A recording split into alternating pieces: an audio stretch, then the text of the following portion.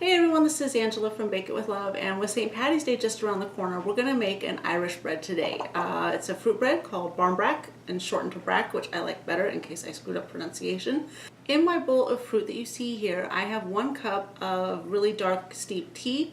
I used Tazo, the wild orange today because I like it. My oven's preheated. I have the golden raisins and dried cherries and cranberries in here because I don't have currants. They're not growing outside yet. And because I didn't want to do candied peel today for my orange, I have a lot of zest. Zest of 1 orange in here as well. This has been soaking overnight and it's ready to use. We've got 1 egg, a couple cups of self-rising flour. If you don't have self-rising flour on hand, for each 1 cup self-rising flour, use 1.5 teaspoons of baking powder and a 1/4 teaspoon of salt, and you'll get the same results. I never mix up my self-rising homemade version in advance. I just do it on the fly as I go because your baking powder will have a shelf life and your breads and whatnot won't rise as well if they've been stored and just kind of gone bad. And then also a cup of brown sugar here. Using light brown sugar, I have a teaspoon of cinnamon, 1/2 teaspoon there of some cloves, and we're going to grind some fresh nutmeg in here as well. So your soaked fruits are going to go in first. If you had them in 1 bowl to start with, you could totally keep it in that bowl. And everything's just going to go in here with it. But I like to do all my wets together. So my egg and my seasoning. Make a mess here. My cinnamon there. My ground cloves, get some nutmeg going. Fresh nutmeg is so delicious. There's something to be said for it. So if you haven't tried it yet, do. I always say that, but I mean it. And now I'm going to go ahead and put my sugar in here and mix everything up before adding my flour. So I just added my sugar. Let's mix this all up. The last thing we're going to add is our flour, and you can do this in like a loaf pan to bake it. I usually line it with parchment paper and grease the parchment paper when I'm doing that. You can also do it just kind of a loaf shape on a parchment paper and grease lined baking sheet. So depends on your preference.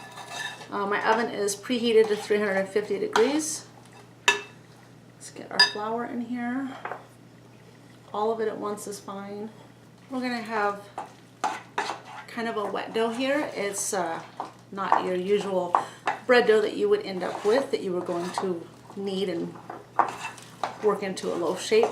So this is sticky and wet, and just going to get it into your baking pan, your loaf pan, or onto your baking sheet, either way, whichever way you're doing it, and bake it immediately. So let me get my loaf pan ready and I'll be right back.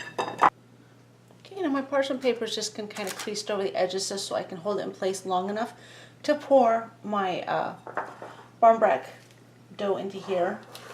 So we're going to do, this is what it's looking like. Just spoon it in.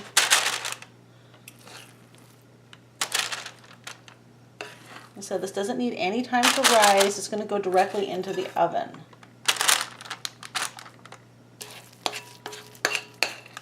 Even it out a bit if you want, but it is pretty much ready to go. Once all of your dough has been transferred into your loaf pan here and your oven is preheated, it is ready to go. I am going to go ahead and trim some of my edges here on my paper and put it in the oven. It's going to take about 1.5 hours to bake. So we'll be back when it's done.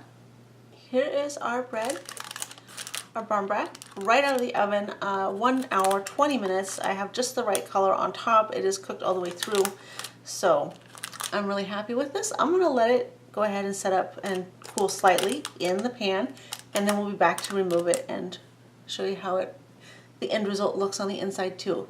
By the way, the house smells amazing.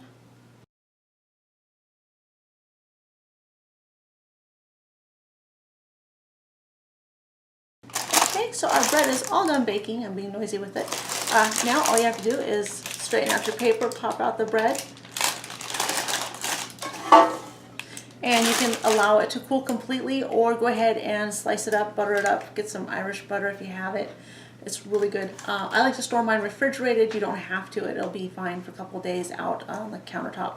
But refrigerated in an airtight container, slice it up, toast it, and add some more butter to it. It's fantastic. So stick around. We have there some good stuff coming for some more Irish fun. We got some Guinness and some Baileys.